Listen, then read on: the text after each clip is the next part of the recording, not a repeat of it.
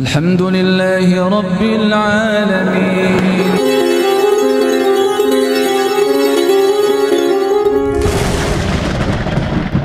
Orang kaya itu adalah orang yang hatinya luas untuk memberi, tidak harus punya harta banyak. Orang miskin adalah orang yang masih merasa kurang, seberapapun harta yang dimiliki. Ya, mudah-mudahan kita menjadi orang kaya, meskipun kita punyanya apa nggak ngurus. Syarat jadi orang kaya tidak harus punya banyak harta. Syarat disebut orang kaya adalah seberapa dia loman, dia suka memberi, itu kaya. Matching atau connect dengan hadis Nabi, khairun nas anfa'uhum linnas. Orang yang terbaik di antara kalian, yakni orang-orang yang kaya yang punya jiwa memberi manfaat, tidak harus memberi uang gitu. Memberi manfaat kepada orang lain.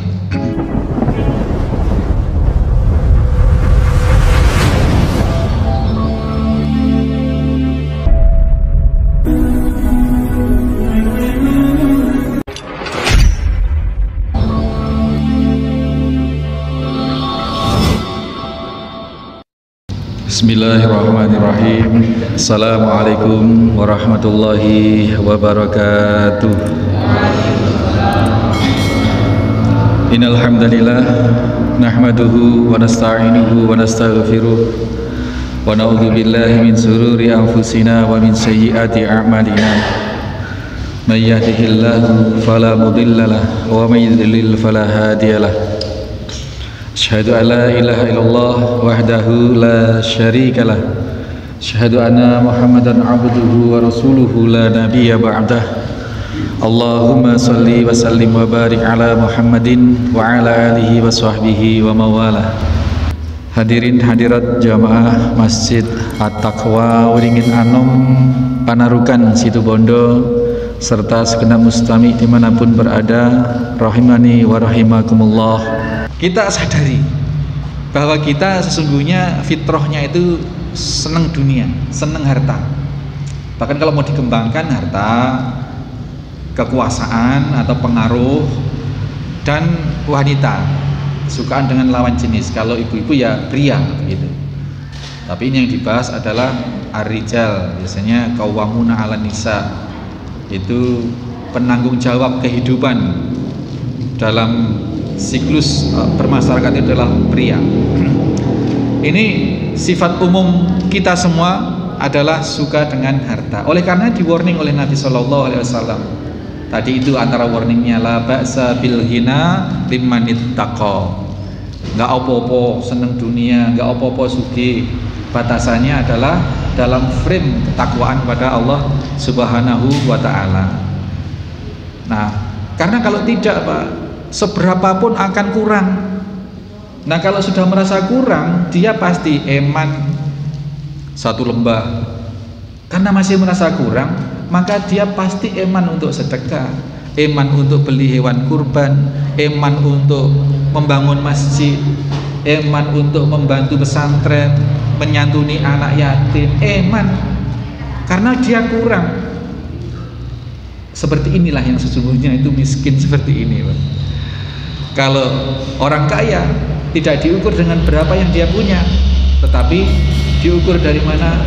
Dari seberapa dia itu suka memberi. Itu orang kaya. Tegaklah dia hanya pemulung, ya, tiap hari setor ke pengepul dapat uang 17.000, 20.000, nyarinya kemana-mana, dicurigai oleh warga komplek perumahan sampai seperti itu. Botol, gelas-gelas minuman mineral ditukar, tapi dia tidak menggayuh sing macam-macam. Butuh tiap hari bisa makan, bisa nyisihkan uang 1.000, 2.000 cukup, kemudian diserahkan, beli kambing diserahkan ke takmir masjid. Ini ada kisah nyata viral, pemulung, Pak, itu. Dan ini orang kaya karena dia memiliki keluasan hati untuk memberi. Orang kaya itu adalah orang yang hatinya luas untuk memberi, tidak harus punya harta banyak. Orang miskin adalah orang yang masih merasa kurang, seberapapun harta yang dimiliki. Ya, mudah-mudahan kita menjadi orang kaya, meskipun kita punyanya apa nggak ngurus. Syarat jadi orang kaya tidak harus punya banyak harta. Syarat disebut orang kaya adalah seberapa dia loman, dia suka memberi, itu kaya. Matching atau connect dengan hadis Nabi, khairun nas anfa'uhum linnas. Orang yang terbaik di antara kalian, yakni orang-orang yang kaya yang punya jiwa memberi manfaat, tidak harus memberi uang gitu. Memberi manfaat kepada orang lain. Karena apa? Dan itu butuh perjuangan. Karena sifat dasar manusia tadi itu selalu kurang dan kurang. Tidak akan pernah tercukupi meskipun punya lembah emas yang kedua, yang ketiga dan seterusnya, kecuali ila turab, kecuali mulutnya sudah diisi dengan tanah. Kalau itu selesai, sudah selesai. Nah, bagaimana kemudian kondisinya kalau pagi ini dengar hadis ini lalu baru ngeh, Masya Allah, subhanallah, saya kok gini misalkan, gimana tindak lanjutnya? Nabi SAW memberikan garansi, jangan khawatir dengan yang seperti itu. Wa yatubullahu ala man taba, Allah menerima taubat dari siapapun yang bertaubat. Bahwasanya demikian tadi itu tercela. Yang masih punya ini, masih mengharapkan ini dengan merasa kurang sehingga tidak memberikan hak orang lain, padahal wa fi amwalihim haqqul lisyaili wal mahrum. Di dalam harta yang kita miliki seberapapun banyaknya atau sedikitnya, itu ada hak orang lain. Orang lain itu yang membutuhkan, baik yang membutuhkan itu mengutarakan kepada kita, maupun orang lain yang menahan diri untuk tidak menyampaikan kebutuhannya kepada kita. Asailun dan mahrumun, itu orang miskin yang meminta, yang berani mengutarakan permintaannya, atau orang yang berkekurangan atau orang miskin yang menjaga harkat dirinya, tidak mau minta kepada orang lain. Itu ada hak harta kita di situ. Seberapapun banyak dan seberapapun sedikitnya harta kita, wa fi amwalihim haqqul lisaili wal mahrum. Ini Pak. Nah, harusnya seperti itu.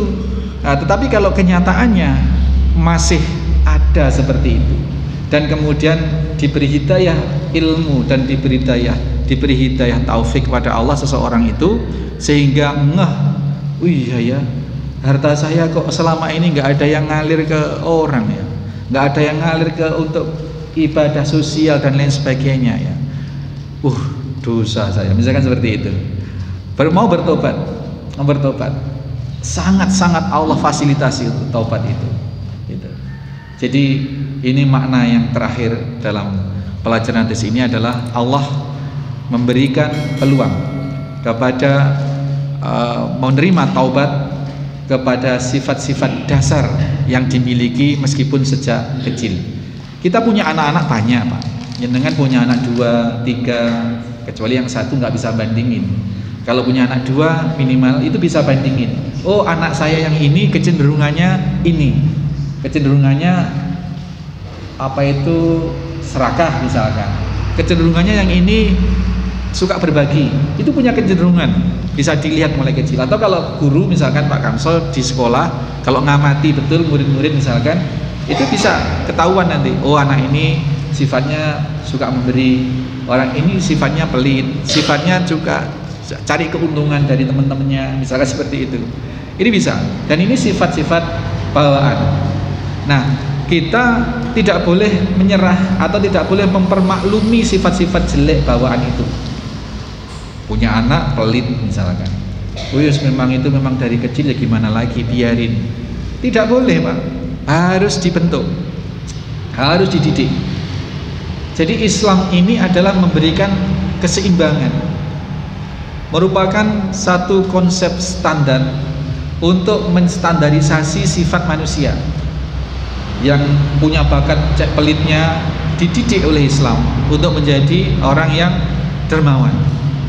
Yang punya sifat berangasan, pembunuh, pemarah, ya, penyiksa misalkan, diberi standarisasi pendidikan di dalam Islam sehingga menjadi orang yang lemah lembut. Contoh nyata antara Sayyidina Umar bin Khattab dan Sayyidina Abu Bakar As-Siddiq.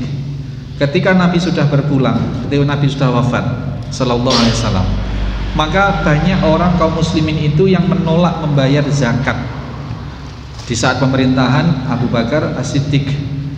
Kemudian Abu Bakar As-Siddiq minta pertimbangan kepada Umar bin Khattab. Wahai Umar, ini gimana? Orang-orang kok pada ini udah gimana ya? Ya dia. Kalau menurut saya enggak. Orang yang menolak membayar zakat artinya dia menolak atau menolak rukun Islam, dia bisa terhukumi murtad karena terang-terangan menolak rukun dari salah satu dari rukun Islam. Dan orang yang murtad adalah hukumannya dibunuh. Menurut saya wahai Umar, orang-orang yang kaum muslimin sekarang ini sepeninggalan Nabi yang menolak membayar zakat, artinya menolak syariat zakat, menolak syariat Islam, saya hukumi sebagai orang yang murtad dan harus dibunuh. Umar bilang apa? Jangan, bagaimanapun juga mereka sudah muslim, sudah sahabat-sahabat Nabi juga. Itu. Pada akhirnya kemudian Umar menyadari bahwa pendapat Abu Bakar lah yang benar. Ini satu pelajaran, Pak. Kita lihat background Umar bin Khattab. Beliau seorang berawoan, berangasan, ya apa namanya ya, gali dan lain sebagainya, bunuh. Jangankan orang-orang, anak sendiri, Pak, perempuan dikubur hidup-hidup.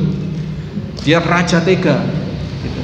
Sementara Abu Bakar As-Siddiq, beliau terkenal orang tua yang soleh, yang lembut, meskipun belum datang Islam tuh sifat solehnya sudah ada. Nyubit orang saja nggak mau. Tapi ketika berada dalam Islam, ini jadi penyeimbang. Umar bin Khattab yang tadinya berawoan seperti itu, berangasan seperti itu, menjadi lembut hatinya. Jangan Umar, jangan Abu Bakar, jangan dibunuh. Nah, sementara Abu Bakar As-Siddiq, meskipun orang itu lembut, kasih sayangnya luar biasa, nyubit orang aja nggak pernah dulunya, karena dibentuk oleh syariat Islam, ketegasannya terbangun. Disitulah syariat Islam ini menyeimbangkan. Maka kalau kita punya anak, punya ponakan, punya anak didik yang memiliki bibit-bibit sifat tercela, itu kita seimbangkan dengan Islam. Ya, kejadian-kejadian khusus kayak kisah Nabi Khidir jangan ditiru lah, Pak. Itu kan kalau Nabi Khidir itu menguji Nabi Musa. Nabi Musa ingin berguru pada Nabi Khidir. Oh, kamu nggak akan sabar kalau dengan saya. Oke, boleh ngikuti saya, boleh berguru pada saya, tapi kamu harus sabar, harus diem. Kalau nggak saya kasih tahu jangan tanya, misalnya seperti itu. Kisahnya di surat Al-Kahfi itu. Nah, satu saat di antara keanehan yang ditunjukkan oleh Nabi Khidir, ada anak kecil bermain-main, Pak. Pegang kepalanya dipenggal. Gitu. Nabi Musa nggak sabar, tanya, loh ini gimana? Ini anak masih suci kamu. Nah itu. Nah, ternyata setelah diuraikan takwilnya, maksudnya bahwa anak ini nanti akan tumbuh menjadi penjahat, menjadi orang yang menjadi bala di masyarakat dan bala bagi kedua orang tuanya. Maka Allah memerintahkan saya untuk menyelamatkan dia dan masyarakat dan orang tuanya sehingga saya bunuh. Nah, seperti itu. Tapi jangan ditiru, Pak, ini, Pak. Nanti tiba-tiba ada anak main-main dibunuh, terus ditanya polisi, oh nanti jadi penjahat, Pak. Jangan, urusannya panjang itu, jangan.